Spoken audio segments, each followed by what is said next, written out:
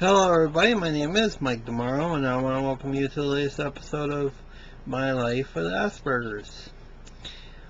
Before I start off with this episode, I just want to thank everybody who's been following me on Facebook with the updates about Tropical Storm Isaac, which is supposed to be Hurricane Isaac real soon, before making another landfall in New Orleans area of Louisiana, in that portion of the Gulf Coast.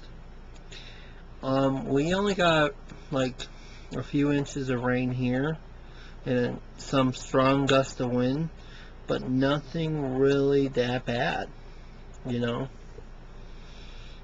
So I'm okay, I'm alive, I didn't lose power, so I'm surviving. But anyways, let's get this episode on the road. Now, today's episode I'm going to be talking about is claustrophobia. And you're wondering, what is that? Claustrophobia is the fear of tight spaces. Alright? That's basically what I'm going to be talking about here. Now, I'm sorry if I keep having problems saying this word, but it is a hard word for me to pronounce. You know in the past that I do have problems pronouncing words sometimes. So please bear with me on these videos, because, you know, I do like to say the word, but it's a hard thing for me to say. But anyways, let's get back on topic on hand. Claustrophobia is the fear of having no escape and being closed in small spaces or rooms. It is typically classified as an anxiety disorder and often results in panic attack and can be the result of many situations, including elevator, crowded to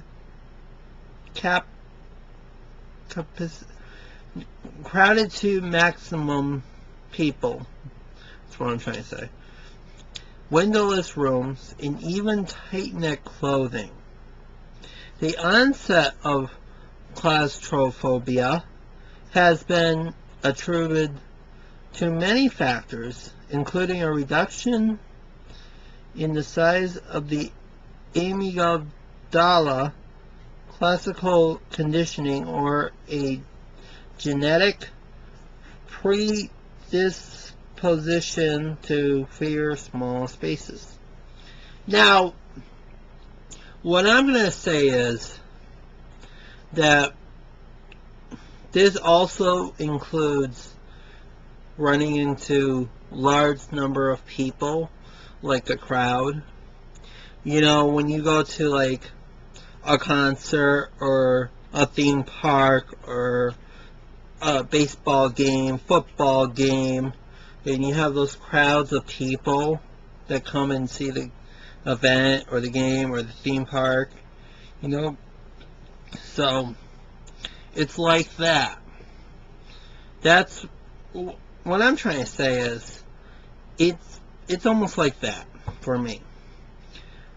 Now, claustrophobia to me is the fear of tight spaces. I do have that fear. Alright? Now, I know that I have grown up, like, it's hard for me to have tight spaces, you know? So, but yeah, I cannot stand crowds.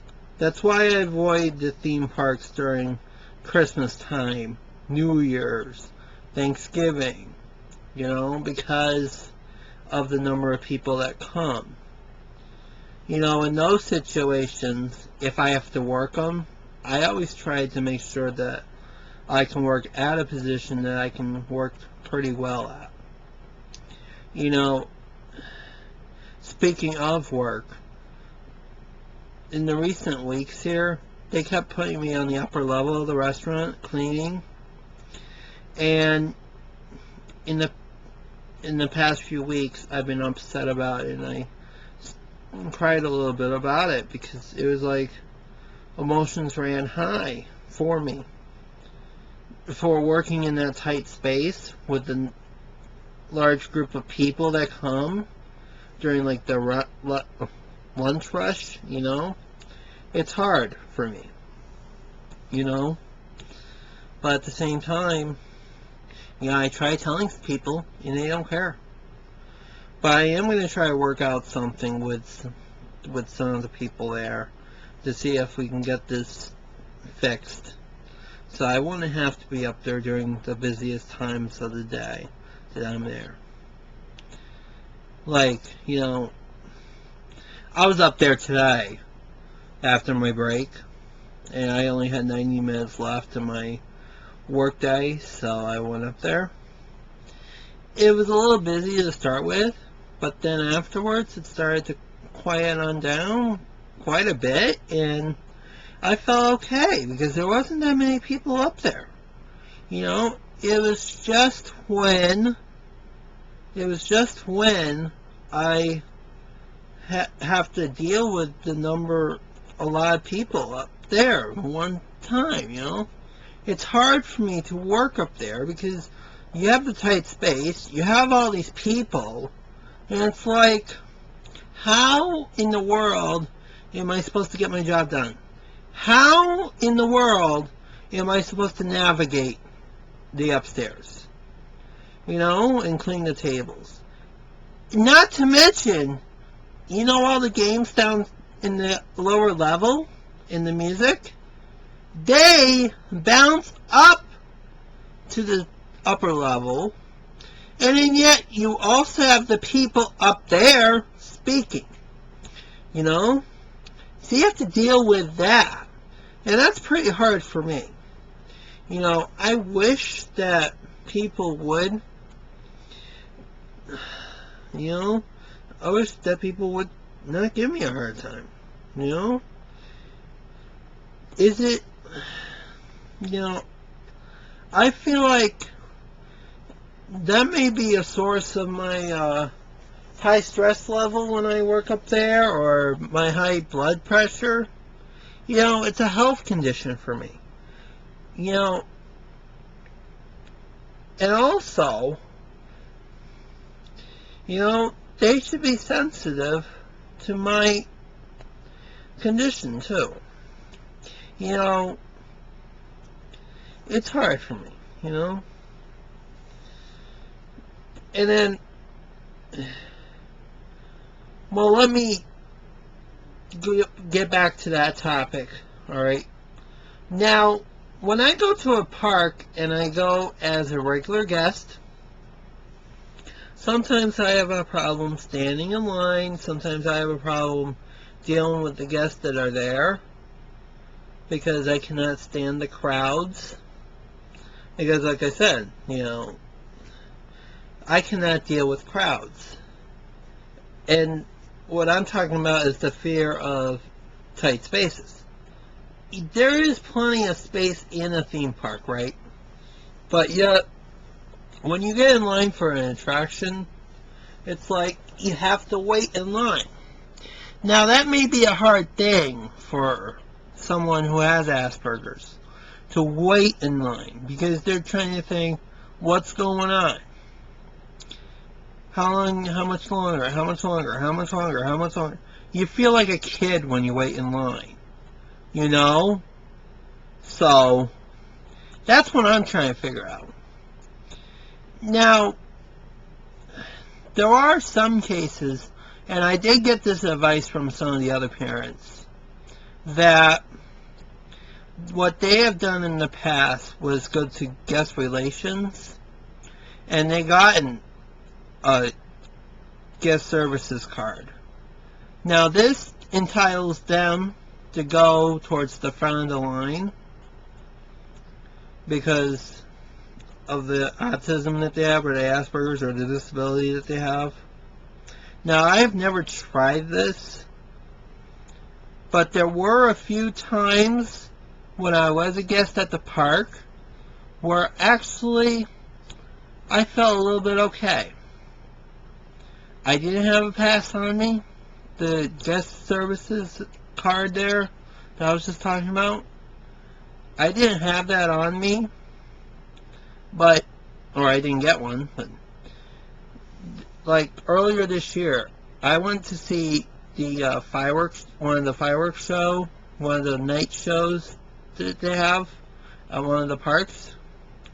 Now, I sat on top where the handicap normally sits, and yet they didn't bother me. It was like I was okay there, you know? Now, and nobody bothered me, you know?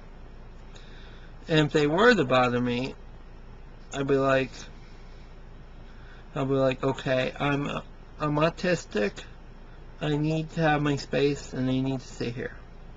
Whereas if I went down, down, down into the lower sections, I don't know if I would have felt comfortable. Now, the other day, you know, I was driving and parking my car at one of the parks, right? And they didn't have anybody parking cars. So, basically, what I did was I drove and I parked in one of their reserved spots, because they saved the spots on the aisleway there on the rows. They reserved them, and now nobody was using them, so basically I parked right there because I didn't feel comfortable parking all the way down towards the end of the row or whatever. And there was no staff parking cars or directing cars at the time, so I ended up taking that spot, and it was alright because it was like around 5 o'clock when I parked my car there. So, but anyways, now I do have a problem with crowds, and it stems on when I travel on the roadways, when I have to deal with traffic jams, you know, because I'm sitting there in my car and I'm figuring out, why is traffic going stop and go, stop and go, stop and go, stop and go? You know? I feel like I'm in this small space in my car, you know, and why are we stopping and going? Stop and go, stop and go, stop and go. You know what I mean? So, I'm trying to figure that out myself. And then I find out, oh, it's an accident. Oh, something's going on. You know, when I see a line of cars going someplace, you know, I'm trying to figure out what's going on. I try to pass them or try to go a different way, because I cannot stand stopping and going, stopping and going, stopping and going. You know, sometimes on my way home from work, I would go a different way. I would get off the exit beforehand that I need, and I would travel around the area, so I wouldn't have to sit in the traffic. You know? Now, what I'm trying to say here, I want to ask you this question. If you're a parent, or if you are an adult with Asperger's or autism or whatever. Now, if you're an adult with Asperger's or autism, do you ever have these situations where you are in tight spaces like that, and you have a fear of tight spaces like I do, and the fear of crowds? Now, if you're a parent of a kid who has autism or Asperger's or somewhere on the spectrum, let me pose this question to you. Do you have a problem, or does your kid have a problem dealing with crowds? You know, the typical answer is probably going to be yes to both questions. But I want to hear from you guys. Do me a favor. when you are done watching this video, or even now when you're still watching it, obviously, why don't you write a comment and say, oh, I do have these problems, or hey, I know how you do this, or I know how you're going, you know, because we deal with the same thing, you know. So that's what I'm trying to raise now. You know, I do my videos because I want to educate people, but yet I want to be educated too by the parents and by the other people, the other adults who have Asperger's and autism. You know, because we all live in this world, and if we learn from one another, then it'll work out towards the end, you know. I do want to learn, you know. But yes, back on the topic of the claustrophobia. You know, I do feel anxiety sometimes if I am in a tight space. Like if I'm working, or if I'm standing in line for a ride, or standing in line to order food, or standing in line for a supermarket. I think I do have a problem standing in line and waiting, because I don't feel comfortable waiting in the line. You know, it was like, let me just give you another example of that. I went to a barbecue restaurant, a barbecue quick service restaurant over in Winter Garden, and I was there to have dinner. I didn't realize that you had to stand in line to order food, right? And there were so many people there. I felt so crowded in that building, waiting to order my food. You know, it was so, I felt so stressed out. Well, not really stressed out, but I felt so nervous. I felt I was gonna have a panic attack. You know, it was like I wanted to leave that restaurant, but yet I wanted to try and eat that food. You know what I mean? So basically, I want to try their food, but yet I wanted to leave too. And oh yeah, the environment is almost like the ones I had to deal with at work when I work on the upper level, with the loud music and all the people. You know, in those situations, I wish I could have left, but at the same time, like I said, I wanted to try their food. Now, I know I'm probably never going to that restaurant again because of the crowdedness that I had, you know, and my anxiety over it, you know. Now, let me also ask you this.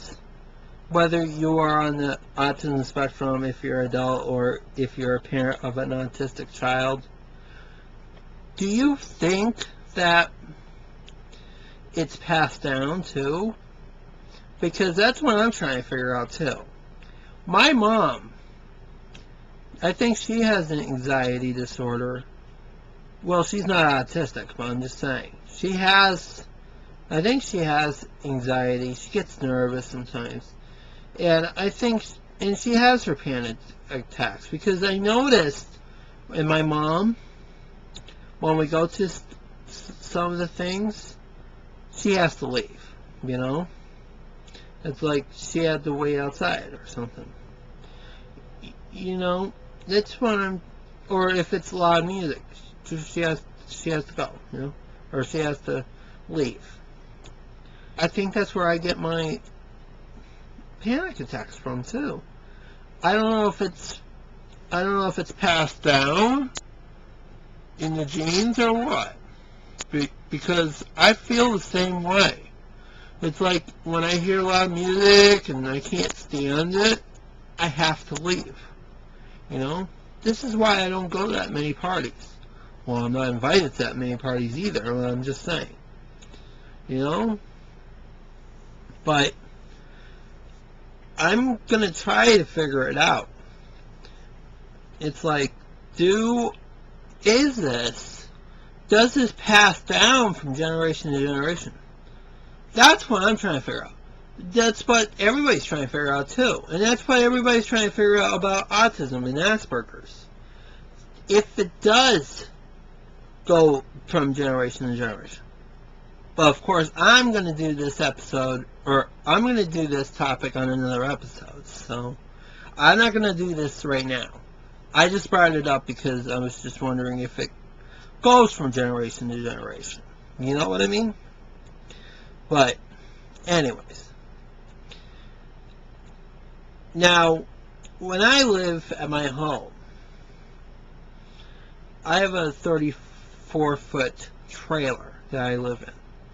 Just one person lives in that trailer. And I feel comfortable in that. You know,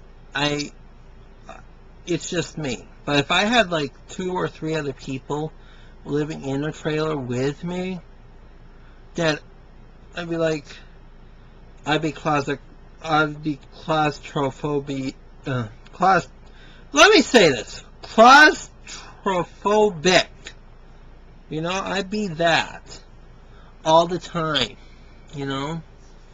But I'm glad that I'm not, so. But anyways, I want to thank you for watching this. And I want to thank you for paying attention.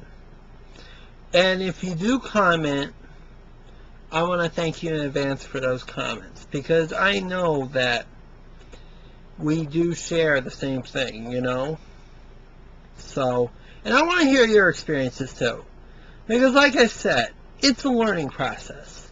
Even though I'm educating you guys by me doing these videos, I want to be educated too. And learning from you guys. So please comment on my videos. And please comment if you do have the same situations as I do on being claustrophobic, you know? If you have the fear of tight spaces, you know? So please. And I thank you. Have a wonderful day, folks. Bye for now.